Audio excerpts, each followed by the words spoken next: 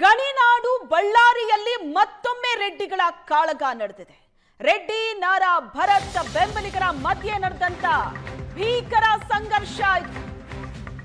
ನಿನ್ನೆ ಬಳ್ಳಾರಿಯಲ್ಲಿ ನಡೆದಂತಹ ಸಂಘರ್ಷ ಇದು. ಹೊಸ ವರ್ಷದ ದಿನವೇ ಬಳ್ಳಾರಿ ರಣಾಂಗಣವಾಯಿತು. ದೊಡ್ಡವರ ಪ್ರತಿಷ್ಠೆಗೆ ಬಲಿಯಾದ್ನ ಕಾಂಗ್ರೆಸ್ ಕಾರ್ಯಕರ್ತ. ಎರಡೂ ಬಣಗಳಿಂದ ಕಲ್ಲು ತೂರಾಟ ನಡೆಯಿತು. ಬಡಿಗೆ ಹಿಡಿದು ಬಡದಾಡಿಕೊಂಡಿದ್ದಾರೆ. ಬ್ಯಾನರ್ ಗಲಾಟೆಯಲ್ಲಿ ಫೈರಿಂಗ್ ಆಗಿದೆ. 9ಕ್ಕೂ ಹೆಚ್ಚು ಬುಲೆಟ್ ಹಾರಿದೆ. ರಾಜಶೇಖರ್ ಬೆನ್ನಿಗೆ ಗುಂಡು ಬಿದ್ದಿದೆ. ಇದು ಈಗ 108 ಅನುಮಾನಗಳಿಗೆ ಕಾರಣವಾಗ್ತಾ ಇದೆ. ದೊಡ್ಡವರ ಪ್ರತಿಷ್ಠೆಗೆ ಕಾಂಗ್ರೆಸ್ ಕಾರ್ಯಕರ್ತ ಬಲಿಯಾದ್ನ. ಎರಡು ಬಣಗಳ ನಡುವೆ ನಡೆದಂತ ಕಚ್ಚಾಟ ಇದು.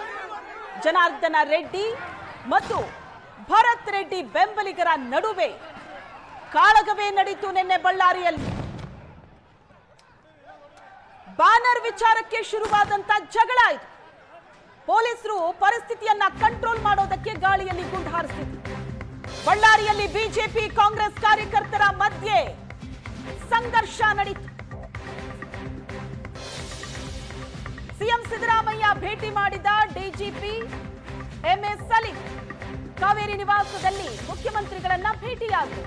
ಪೊಲೀಸ್ ಮಹಾನಿರ್ದೇಶಕರು ಬಳ್ಳಾರಿ ಘಟನೆ ಬಗ್ಗೆ ಸಿಎಂಗೆ ಸಂಪೂರ್ಣವಾದ ಮಾಹಿತಿಯನ್ನ ಕೊಟ್ಟಿದ್ದಾರೆ ಡಿಜಿಪಿ ಸಲೀಂ. ನಿನ್ನೆ ಘರ್ಷಣೆಯಲ್ಲಿ ಗುಂಡೇಟಿಗೆ ಭರತ್ ರೆಡ್ಡಿಯ ಬೆಂಬಲಿಗನೊಬ್ಬ ಬಲಿಯಾಗಿದ್ದ. ಬಳ್ಳಾರಿಯಲ್ಲಿನ ಸದ್ಯದ ಪರಿಸ್ಥಿತಿ ಹೇಗಿದೆ, ಪ್ರಕರಣದ ತನಿಖೆ ಯಾವ ರೀತಿ ನಡೀತಾ ಇದೆ, ಮುಖ್ಯಮಂತ್ರಿಗಳಿಗೆ ಕಂಪ್ಲೀಟ್ ಆದ ಮಾಹಿತಿಯನ್ನ ಕೊಟ್ಟರು ಡಿಜಿಪಿ ಸಲೀಂ. ಮುಖ್ಯಮಂತ್ರಿಯನ್ನ ಭೇಟಿಯಾಗಿ ಬಳ್ಳಾರಿ ಘಟನೆಯ ಬಗ್ಗೆ ಸಂಪೂರ್ಣವಾದ ಮಾಹಿತಿಯನ್ನ ಕೊಟ್ಟಿದ್ದಾರೆ. ನಿನ್ನೆ ಸಂಜೆ 7:30ಕ್ಕೆ ಶುರುವಾಗಿದ್ದಿದ್ದು ಬ್ಯಾನರ್ ವಿಚಾರಕ್ಕೆ. ಮಾತಿಗೆ ಮಾತಾಗತ್ತೆ, ಜಗಳ ಆಗತ್ತೆ, ಬಹಳ ದೊಡ್ಡ ವಾಗ್ಯುದ್ಧ ನಡೆಯುತ್ತೆ. ಅಷ್ಟಕ್ಕೆ ಮುಗುದಿಲ್ಲ. ಈ ಸಂಘರ್ಷ ಕಂಟ್ರೋಲ್ ತಪ್ಪಿ ಹೋಗುತ್ತೆ. ನಿನ್ನೆ ಬಳ್ಳಾರಿಯಲ್ಲಿ ಒಬ್ಬನ ಜೀವ ಬಲಿ ತೆಗೆದುಕೊಂಡಿದೆ. ಪೊಲೀಸರು ಗಾಯಗೊಂಡಿದ್ದಾರೆ. ಸುಮಾರು 12 ಜನ ಗಂಭೀರವಾಗಿ ಗಾಯಗೊಂಡಿರೋದು. ಪರಿಸ್ಥಿತಿಯನ್ನ ಕಂಟ್ರೋಲ್ ತಗೊಳ್ಳೋದಕ್ಕೆ ಪೊಲೀಸರು ಶತಪ್ರಯತ್ನ ಮಾಡಿದ್ದಾರೆ ನಿನ್ನೆ ರಾತ್ರಿ.